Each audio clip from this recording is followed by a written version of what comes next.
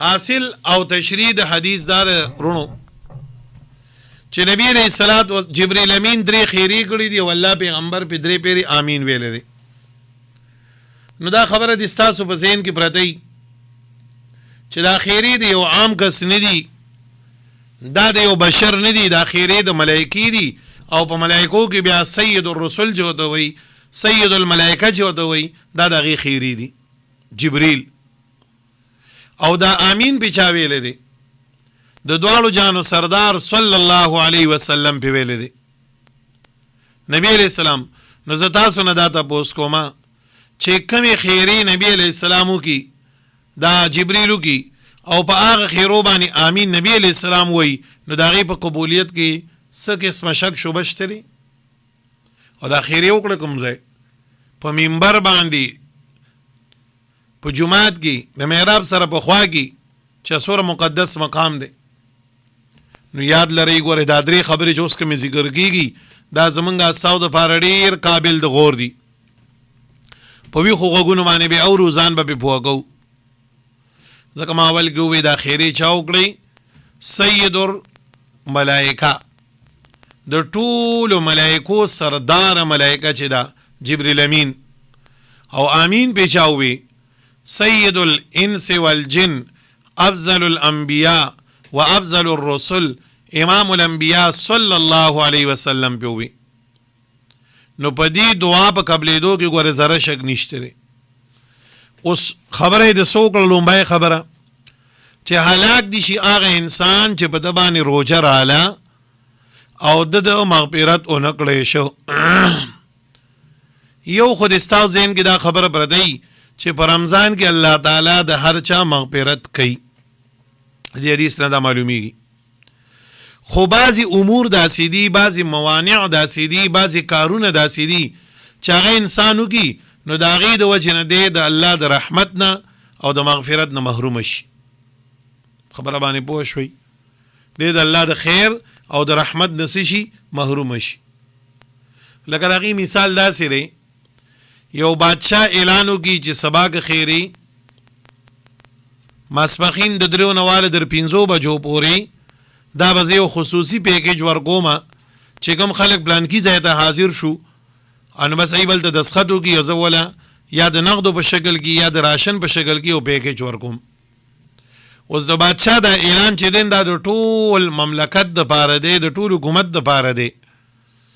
خو ستاسو وایي چې په دغه دوران کې یو سړی دی او هغه اوده دی او دغه ځای ته حاضر نه شو، یا هغه دا خبره سې ټوکه وګڼله چې مړه بادشاه سې ګپ لګوي او حاضر نه شو، یا چې کوم دی نو په یو بل ګناه کې یو بل غفلت کې مبتلا دی او حاضر نه شو، نو دې سړي ځان سره خپله بد وکړو که ویې نه کړل.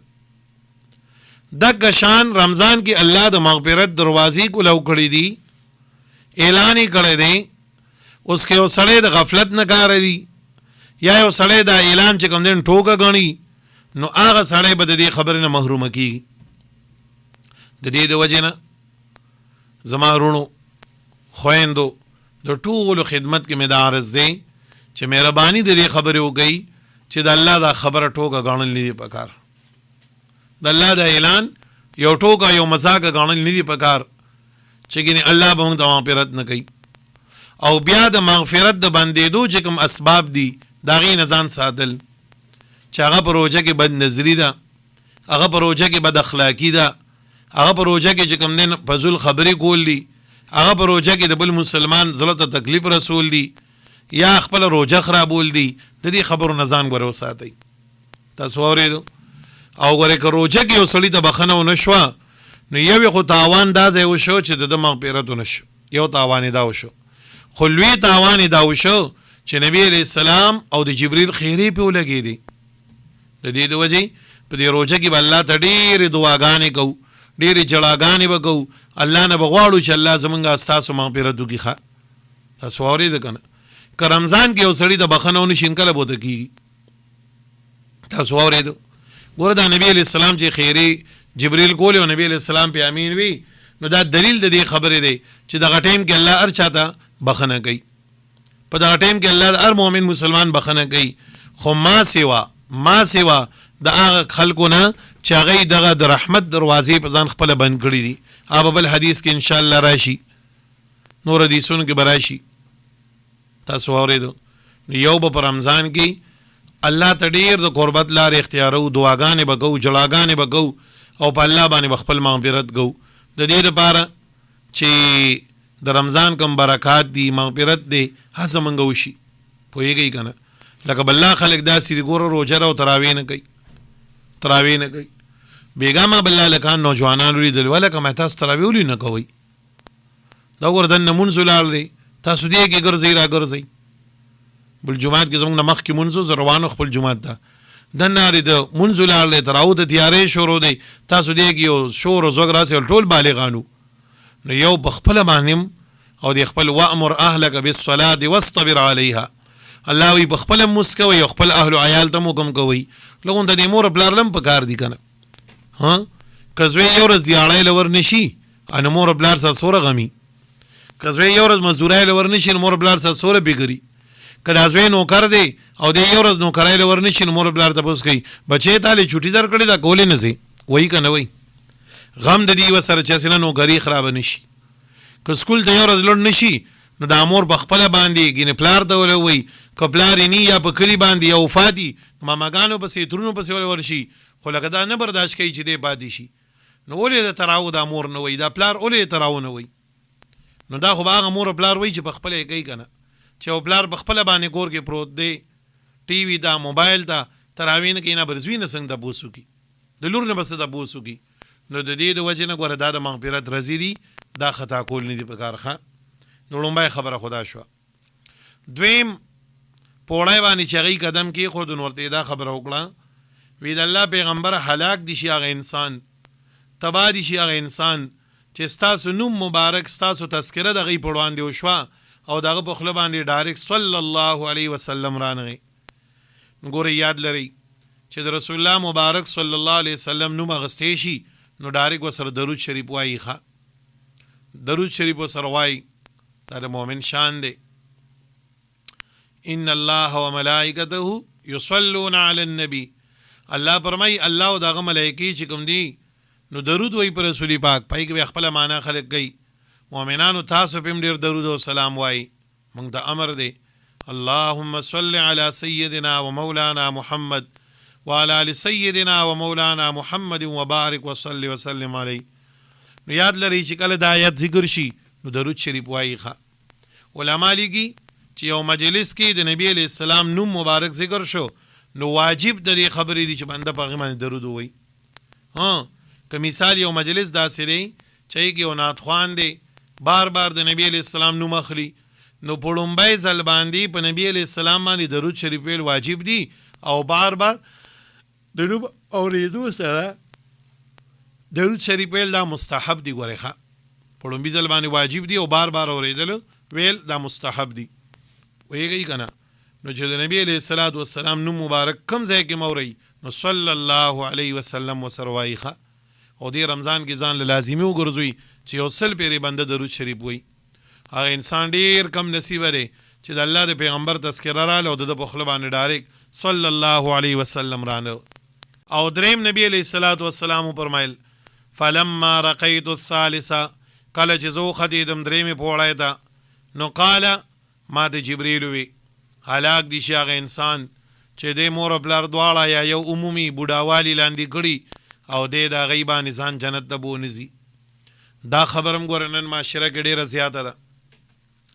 ډېر هلکان او جنکۍ د مور پلار نه باغیان دي، د مور پلار بې ادبي کوي، د مور پلار ګستاخي کوي، ګوره ځان له به آخرت تباه کوي. ښه ځان له به آخرت تباه کوي. الله چې قرآن کې کم ځای کې حقوق الله بیانوي وعبد الله وحد الله لا تشرکو، نفي د شرک او اثبات د توحید، خو چې کم ځای د حقوق الله شروع کوي نو لومبی آغاز الله د څه نه کوي د وبالوالدین احسانا، مور پلار سره احسان کوئ، مور پلار سره احسان کوئ. نن ډېر هلکان داسې ته ووایي یاره جي زما د پلار هغه بل ورور ته ښه ګوري ما ته بد ګوري، یاره جي زما د مور چې کوم دی بل ورور ته ښه ګوري هغوی دې ګوري که نه نو هغوی دې ګوري. قرآن کې وتا ته الله دا نه وایي چې ته ولې بدل ورکړه، الله وایي ته ورسره احسان وکړه او احسان ویم دی ته چې دای په مقابله کې عوض نی پرې دا غلی تا د سپک ګوري تو سره د احسان معامله کوه. الله تعالی فرمای کدی مشرکان هم دي نو ته د دې چې کوم دین څه کوه تابعداري کوه. په خبره باندې پوه شئ کدی مشرکان سورۃ لقمان کې الله فرمای کستا مور خپل دواړه مشرکان هم دي شرک هم کوي خو تو سره د احسان معامله کوه طالب به الله اجر درکوي طالب الله اجر درکوي. نو د مور خپل نه فرمانه دی ور رسول پاک وای چې د چا مور خپل موجود دی او د دې دغې نه فرمانه دی هلاک دي شي. داسې هلک دا او داسې جنای ته جبریل دعا خیره وکړي او نبی علیہ السلام به آمین وي. نن سوره جنکای مور خپل ته رابرنديږي د مور خپل خبره نه مري پوهیږي د مور خپل خبره پټوکو باندې والی حیران بشي. بعضی وخت ولک داسي کنه د مور خبره نه مني د پلار نه مني نو کله کله د مور پلار د ملګری ته وای دوست ته وای یاره د دا خبرو کوي منله زمون خو نه مني استا مني. نظام دا ډیر کم نصیب انسان دی چې د ملګری نه دوره متاثر دی او د مور بلار خیال نه ساتي د مور بلار خیال نه ساتي نه تعلق بخپل ځای ملګرتیا بخپل ځای خو لیکن تا د چې الله حکم کړی دی د مور بلار د دغې د ته کړی دی خبره باندې پوه شئ کنه. او بیا خاص کر چې بوډاګان شي نغې خو دې د محتاج دي پوهیږئ کنه چې ته د هغې سره دغه علماو در دې لیکلي دي کنه که یو سړي د نفلو نیت تړلی او مور یا پلار ول आवाज ورکړي نیت په ماتې رامنډه به وي نیت په ماتې او د مور پلار له برازي خبر باندې پوه شئ دوره پورې علماو د مور پلار خو چې دا کله دغه خبرې پوهیږئ کنه. یو صحابي راغی نبی علیہ السلام ته وفرمایل وی د الله پیغمبر سره جهاد ته تلو اراده کوم. نبی علیہ السلام ته وی مور دی ژوندۍ ده ویاو عرض وکړو ژوندۍ ده. نبی علیہ السلام یې د هغې خدمت کوه د هغې د قدمونو لاندې ستا دپاره جنت دی پوهیږئ ستا د مور د قدمونو د لاندې جنت دی. نو چې څوره هلکان او جنکۍ زما دا خبره اوري نو که در نن تاریخه پورې ته څه کمی راغلی دی په هغې باندې توبه وباسي آینده کې نیت وکړي چې انشاءالله موږ به د خپل مور و پلار رضا ساتو د مور و پلار د ناراستیا نه به ځان بچ کوو. خبره باندې پوه شوئ که نه. علماو یو خبره لیکلې ده وی د مور و پلار خیرې ورې ډېر زر قبلیږي په اولاد په حق کې. دی وایي زه ټولو وروڼو خویندو ته وایم چې خپل اولاد د خیرې مه کوئ خیر دی که کمې ګودی د راځي خیرې ورته مه کوئ. یو بزرګ تېر شوی پخوا زمانه کې جریج نومو نو دی وایي چې یو ځل یې دله مور اواز ورکړ دی مونځ ته ولاړو وی الله یو خوا مې مونځ دی بل خوا مور د څوکم اللهم صلاتي و امي الله یو خوا زما مونځ دی بل خوا زما مور ده زه څوکم. نو دې کې چې کوم دی نه هغه چې مونځ یې وکړو نو راغې وی مورې تاسو وی ما هېڅ نه وې ځه مور وی طبیعت داسې سخت و ما هېڅ نه وې ځه پوهېږئ که نه او خیرې ورته وکړئ وی خدایه پښتو کې به زه داسې اسان تعبیر وکړم یعنې دی د یو ذلت او د شرم سره مخامخ کړي.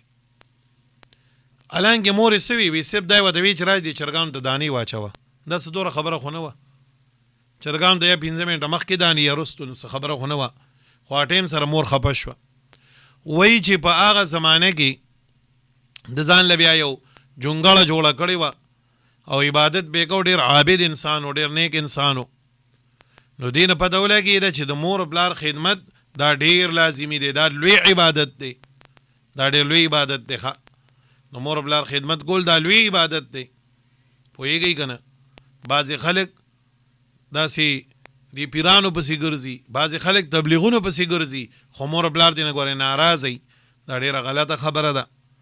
ټیک ده د ځان اصلاح دپاره په تبلیغ کې ودېدل دارنګې د یو پیر کامل په صحبت کې پاتې کېدل دا ډېر لویه خبره ده خو ګورئ چې مور پلار د نه رضایي بعضې خلک د مور پلار هېڅ قسمه خیال نه ساتي ډېر زیات ان وایي چې دغه سړی چې نو لوی عابد و بله عبادت به یې کو. یو ځل په دغه علاقه کې یو زنانه وه هغې چې د ګناه کړی و د هغې نه ماشوم پیدا شو چې خلکو په زنانه باندې بد ووي نو هغې د خولې نه دا خبره وختېده چې اوس به دا خلک راپسې کېږي وی دا د جریج ما سره بدعملي کړې وه جریج ډېر لوی ولی الله په هغه علاقه کې خلک رالل او د دغه جونګړه یې روانه کړه او د ده بېعزتي وکړه وی مونږ وایي ته عبادت ته پروت یې ته ګناهونه کې بیا هغه ماشوم او ډېر بدې ردې په خلکو وویلې په ده بیا هغه ماشوم چې کوم دین د مور په غیږ کې وینه وکړه وی چې زما د مور دروغجنه ده زه د پلانکی ګډبنه پیدا شوم او زما جوړې ننیم پیدا دغه صفای خو بیا بیان شو خو وقتن په باندې غداغ لګیدو کنه ټیس و دور رسیدو کنه علماء لیکي دا د مور خیری وي نو میندو تم داوم بچو د خیری مګوي د هدایت دعاګانې سوالونه ولګوي خو زامنو دا دارنګي چې کوم دین لونو تم داوم چې د خپل مور لګوري ازار مالی خیری دې نه ماخلی د پلار ازار مالی یعنی دنیا آخرت کې به ټاکري ووي ښه چا چې مور پلار لړزولي دي کنه ار سی ډیری خټول عمر د ټاکارو سر مخامخي او د داولي چې رسول جبريل و د خیری کړی دي چې مور پلار بیا دبا هلاک دي شي رسول پاک وای امين نو په دې درو سورتونو کې نبی عليه الصلاه والسلام جبريل خیری وکړي نبی عليه السلام به امين وي الله دې رمضان زمونږ د مغفرت ذریعہ وګرځي او الله جل جلاله دې موږ ته درود شریف ویلو توفیق راکړي